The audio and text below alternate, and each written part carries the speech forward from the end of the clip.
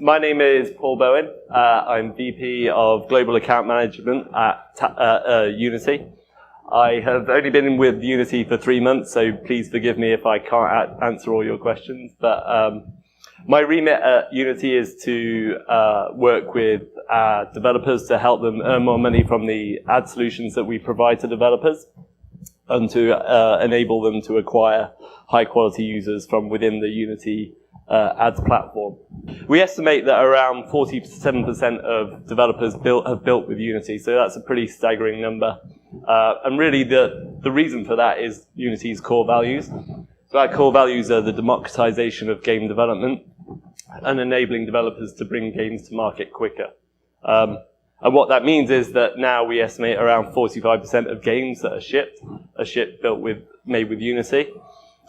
We think we've got around 4.5 million registered developers on the platform. By the end of this year, that will be about 5 million. Every day, the platform touches 600 million users. If you compare that to Facebook, they touch about 800 million users every day. So we're growing in scale quite quickly, and that's by no means a result of some of the success that we've had with the ads and analytics platform. So a lot of developers ask us why, as a game engine company, which I think that's what we're known as, why do we even have ads, analytics, and an IAP product? And it's a good question because a lot of developers love us for the game engine, but what we found that they do is go and use external sources to make money from ads and to integrate analytics into their platform. And so really, if you go back to the core values of Unity, of democratization of game development and enabling game developers to bring games to platforms quicker, it makes sense that Unity would offer services like ads, like analytics, to enable those developers to quickly integrate those tools to understand their games better. And we like the analogy of a game being like a motorbike, where the two wheels are your IAP and the ads within the game, and then the engine is really the analytics that drives the success of the ads and the IAP. And that means you can't really have a successful game unless you have IAP, ads, and analytics. Obviously, you can have pay games. The trend is away from that at the moment. But we like that analogy as the reason that developers that we should have ads, analytics, and IAP. So as I said, why do we have an ads platform at all? So really, it's about ease of making money with the Unity platform. So we have a tight Unity integration. You can basically, within the Unity editor, you can click one button to enable ads within your game. And that means that it's really easy to start making money from Unity ads without integrating third-party SDKs. And really, that's the whole reason for Unity's being. We don't want you to be going to a bunch of different services to integrate SDKs, because that's time away from you developing games. We also believe that our expertise in games means that we're the most developer-centric ads business in the market. So the success of game developers who are building on our platform is key to our success, because we are the game engine that developers are building on. So our expertise means that we come from a very great place of recommending ad integration examples that users love. So we love to delight users who play Unity built games, and I'm going to tell you a bit more about those types of integrations in a moment. And another reason that Unity has an ads platform is really the global reach of Unity as a company and the engine. So we have offices across the US, Europe, and Asia, and that means that we're able to work with developers to effectively find advertisers to reach the audiences within their games. And that puts us in a great position to quickly work with developers to integrate an ad solution to make money from their games. And over the last 2 years since we launched the ads platform, this success has been proven by us increasing our publisher base by over 216%, and we've increased the earnings that we make for publishers by 161%. So that's the sort of why we have an ad solution. Then moving over to what is the ad solution. So we surveyed 2,000 developers to understand how they would like to make money from their game. And over 80% said that rewarded video for in-game items was the most favorable way that they would like to engage with a user in an advertising format. So historically, within the game space, banners at the bottom of a game were a way to monetize a game. But we found that serving videos for a reward within the game was the best way to monetize those games. And there are good integrations of ads and there are bad integrations of ads. And I think the reason that developers don't want to integrate ads is often because of they see those bad integrations of ads. So when you see a banner on the bottom of a game, that pushes you away from thinking, yeah, I want to integrate ads into my game. One of our developers, who is a top grossing developer in the iOS and Google Play stores, we worked with them. They had a 10% opt-in of users who would engage with our video ads. They placed a way for users to earn coins within their game by watching videos in their storefront. And we worked with them to integrate that as part of the core game loop, which I'll talk more about further. And that percentage moved from 10% of their DAU to 35%. And when 35% of your user base is engaging in an activity in your game, it's a pretty popular activity. So I want to show you an example of what a great ad integration in a game looks like, and hopefully this will get your creative juices flowing in terms of what you might do with ads within your game. So this is an example of a game. This is a game called Farm Away, which is built by a developer called Future Play, based in Helsinki in Finland. So they're able to achieve an ARPDAU, a revenue per daily active user, of 15 cents from video ads within their game, which is pretty incredible, given some of the ARPDAUs that we see from some games now. So if, that is the revenue that they're earning from ads. If you then add their IAP revenue, you've got a very successful game that can acquire users because you're making a very healthy ARPU from your users. And that 15 cents is a result of users watching on average 22 rewarded videos a day. Now you might think that's excessive. It does seem a lot. But what that shows is you've got a highly engaged audience. So you've got a highly engaged user base who wants to watch videos to be rewarded for in-game items. So if I show you how that looks as a user experience, what we've got, there's no sound, but what we've got here is the gameplay where you're farming carrots for gold. So I can farm my cows and whatever. I've leveled up there. So what I can do here on the right-hand side is double the bonus that I get for farming. So basically I double my rewards while I'm farming by watching an ad. So I've got an X out button on the bottom left-hand corner there. So as a user, I get the choice to X out or to engage with a video to extend the amount of time that I get a double bonus. So I've chosen to opt in there as a user. I watch a short video, and for that video I'm rewarded with an extended time for which I will get that double bonus. So you can see from a user perspective, that's a great experience. I have an advertiser who's paid for my extended bonus there. As a developer, I've made money from that advertiser paying for a user to view that ad. And then as a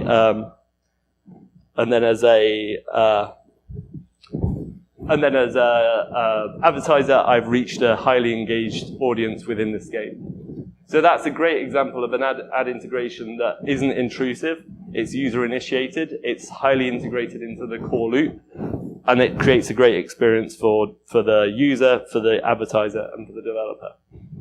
So if we go back to what poor ad integrations look like and why so many developers don't want to integrate ads, most developers see ads as external to the core game loop. So you have a core game loop where you're playing, you're upgrading, you're collecting resources, and you're expanding your empire. That's an example of a core game loop. And I showed the resources management game, and that's a typical core game loop for that. So I was collecting my resources, and I upgraded, I leveled up while I was there. And watching the video allowed me to extend the time that extend the bonus that I got while I was collecting my resources. Generally, what developers do is put an ad loop outside that core game loop. So, for example, when I mentioned earlier the developer who saw a 10% engagement in their video integration, they put their ad loop in the storefront. So basically, I would go to the store and I could earn coins by watching videos. So that's not core to my gameplay. That doesn't fit in with what I'm doing at that time. So the user engagement is much lower. So on average, probably about 5% of users every day go to a store to actually see your in-app purchases. So really what you want to do is move that ad loop into that core loop and make it core to the gameplay. Because then you're designing your ads as part of the storyline without interrupting the gameplay and adding value to the users. So what you're doing is enabling the players to stay engaged, you're making money for the developers, and you're allowing the advertiser to reach an engaged user base. So I've talked about sort of the revenue generating opportunity. You know, I mentioned 15 cents ARPDAU from your user base in that type of integration on Farmaway. What video ads also allow you to do is retain users. So here you can see an example of users. So because of Unity's integration with our analytics suite, we're able to see how users are retained through their engagement with our video ads. So on the left-hand side, you've got day one retention of users that don't view an ad. And on the right-hand side, you've got the average LTV of users who don't view an ad. If we then compare that to users who engage with an ad, you can see the day one retention is far higher and the LTV is far higher. And that sort of makes sense if you think back to that Farmaway example. In that example, I've been allowed to extend my gameplay in that game for free by engaging with that ad. So it makes sense that more users would be retained in that app if they're given the opportunity to double their bonus for an extended amount of time. And hopefully what you get from retention, if you've built a great game that monetizes well, is longer LTV over a longer period of time. I want to show you another example of how you can integrate video ads. This is a game by a company called Gamehive. They are pioneers in the sort of in the view to play space. So essentially, their apps are not high IAP apps. The apps are really built to monetize through ads. They're very, very casual apps. And they've monetized through Unity ads. And what they saw was that there was no loss of retention at all. And they see incremental retention. And really what you find is in the reviews of some of these apps is users demanding to view more ads because it allows them to get further into the game without actually paying through IAP. So I'll show you an example of how they've integrated the video ads within the game. So you can see that I'm attacking Half Shell here at the moment, and I'm offered the opportunity to watch a short video to receive my fairy bonus. So I have the option to opt in or opt out as a user, which is a great user experience. It means I have choice. I then can watch a 30-second video from an advertiser. So most of the advertisers on the Unity platform are other games who want to get users for their game. So you may wonder, well, surely all my games are going to go over and play their game. But the data doesn't show that. The data shows that actually video ads increase retention, not reduce it. So these video ads are actually increasing the chance that the user stays in your game, but also adding a revenue opportunity at the same time. So as a user, that was a great experience. I've watched a short video, I've received my bonus, and now I can carry on playing the game after a short engagement with an advertiser. Watch more ads because they can get to parts of the game they couldn't before. What parts are you talking about? So that was it to get a bonus. So it wasn't a different part of the game. It wasn't like a locked part of the game. It's basically to enhance your gameplay. So in that example, you got the fairy bonus for watching the video. So it's not a locked part of the game. That's not a great integration of an ad. You don't want to stop a user getting to a certain part of an ad. You want everyone to have the option to basically play your whole game.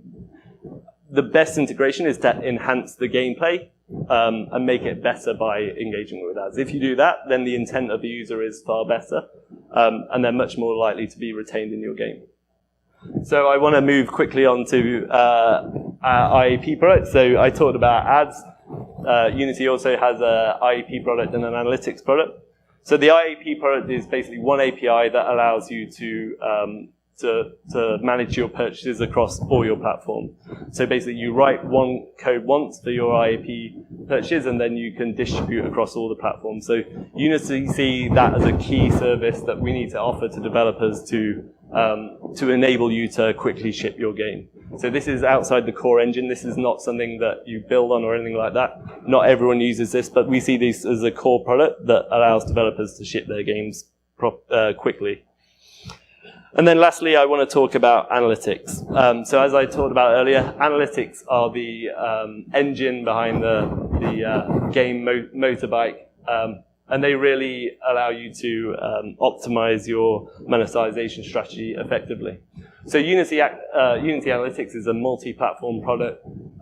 It's built for gamers, by gamers. It's natively integrated within the engine, so it's one button and you straight away get all your analytics data within the Unity platform. That reports all the sort of standard metrics that you'd expect to see from an analytics product.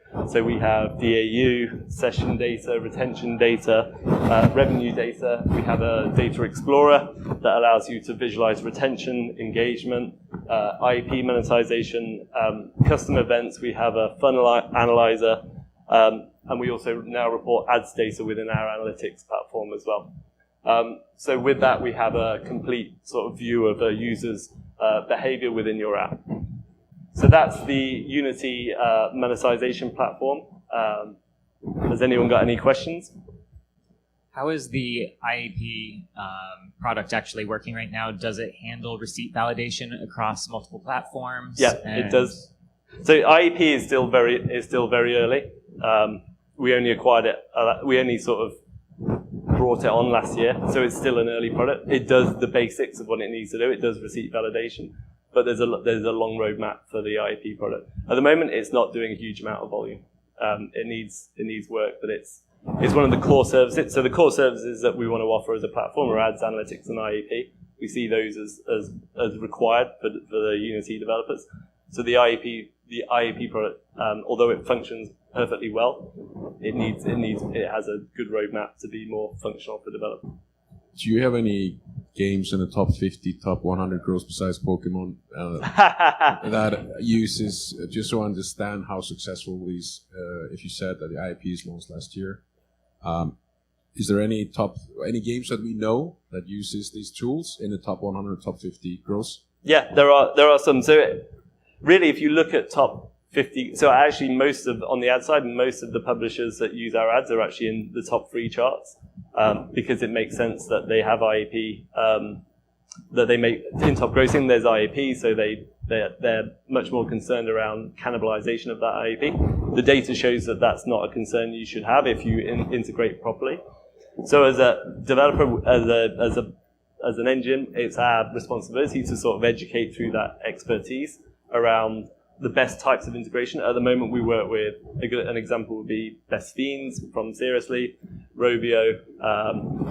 We work with Outfit 7. So we work with a number of top grossing developers, but actually at the moment, most of our developers are in the top 3 charts. So I had a question. You talked about video ads as incentivized video ads. Yep.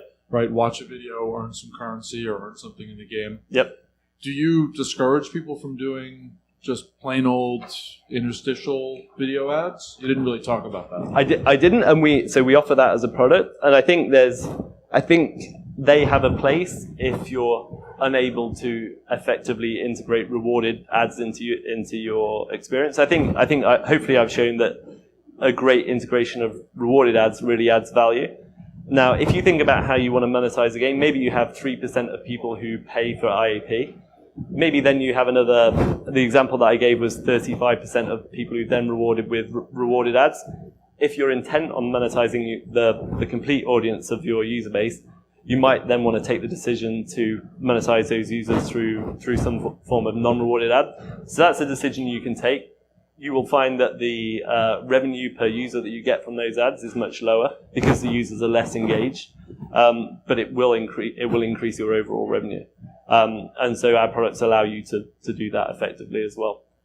So we offer it as a product as experts in game, experts in sort of monetizations of games. That wouldn't be my first port of call for monetizing an app. Well, I know as a player, I see incentivized ads as a benefit. Yeah. I don't get annoyed by them the way I get annoyed by interstitial ads. But as a developer, if a player is not monetizing, at some point I'm going to give him the interstitial ads because he's not monetizing anyway. And I think that's the sort of long-term goal for us as a platform, is to provide you with the tools to target in that way. Right. So at the moment, we provide you the tools to sort of monetize your whole audience. We will want to get to a place where you can take action on different types of users, and therefore you can target users who haven't paid, for example, in 30 days, and you want to serve an interstitial ad. 30 days. I give them 5. I guess it depends on the retention of your users and the type of app that you have. I mean, most, the guys in the top grossing apps, in the top grossing charts, don't want to be serving ads that early in their life. And I think we all have to make decisions based on what kind of app we are. Yep. Some of us are lucky to have 15-day retention. Yep. So you said briefly that you support custom events as well. So does that mean that you can analytics can track like progression and through? Yep, you can. Yeah. So you can track. There's a funnel analyzer, so you can set up the custom events and then analyze the funnel through those events. Okay, nice. Thank you. Yeah. Is the analytics package cost per event? It's free. Totally free for all events? Yep. Like free or free? Free. Like free? Free. Yeah. Okay. Just wondering if you guys are going to do any interactive or playable ads like mNectar? Yeah, that's on our roadmap. We see that developers, especially on the advertiser side, developers see great retention from those users, and if you have great retention, you can normally pay more than maybe for a video ad so that creates a higher revenue on the publisher side. So it's something that we want to do. We've been focusing heavily on video ads for the last couple of years, but over the next year we're going to be testing some playable ads as well. Cool. Just to follow that question, what other ad formats are you guys working on? It's going to be in the roadmap. So at the moment we believe that video is the strongest format for monetizing games. We currently almost 100% of our advertiser mix is other games. So we're working on bringing in brand advertisers into the platform. So we're in beta at the moment with a supplier of brand ads to monetize the users that aren't going to convert on a game ad. So game ads convert very, very well. The revenue that you get from those game ads per user is much higher than most brands are willing to pay. But what the brands will do is fill in the gaps of people who aren't going to convert on those game ads. So Machine Zone is probably the most aggressive advertiser within the mobile space. But there's some people who are just never going to install a Machine Zone, Mobile Strike or Game War. So we want to be able to serve different types of ads to those users if they're not going to convert on those game ads. So for the moment, we're going to be focusing still on video ads because we think that's a great experience for the user.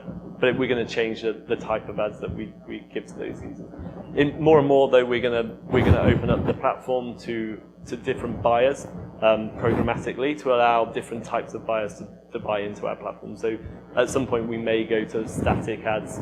But as we talked about, the non-rewarded, the not actually giving a reward to a user often leads to a degraded experience for the user. And I think generally we'll try and keep away from that as much as we can. We want to be adding value to the users and to the developers as much as we can. How is the fill rate for the rewarded videos? How well is that going to work with my existing mediation? And is there cross-promo or plans for it? Good questions. So generally we have 100% fill rate globally.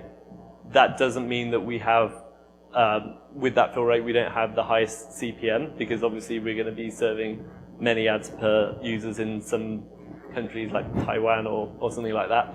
So the challenge that we're trying to solve as an ads business is ensuring that you don't need to use a third-party mediation software, because then it's another SDK, and the goal of Unity is to make building games easier. And if you're integrating third-party SDKs, then you're taking time away from building the game. So our end goal is sort of how do we ensure that you don't need to integrate third-party SDKs, and how can we bring different demand sources, different advertisers into the platform to actually increase the overall CPM and keep that 100% fill rate.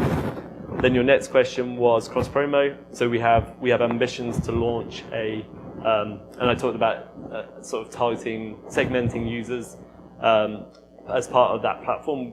Cross-promo is sort of key for a developer. So, cross-promo, IAP promotion, and ads as sort of three parts of a unified platform. That's a platform that we're going to be building over the next year. It's still in planning phase, so it'll be a while before we launch that. who are playing Pokemon. No, not at all. There is a wild Taurus in the room. If anyone would like to catch him. Any other questions that are not Pokemon related? For me, the cross promotion is a big deal. Yep. So that's something that I've used a lot. We use Shark Boost for that. Yep. And please hurry up with that. We will do. All right, well, great. Thank you so much. Cheers. Thank you. Everyone.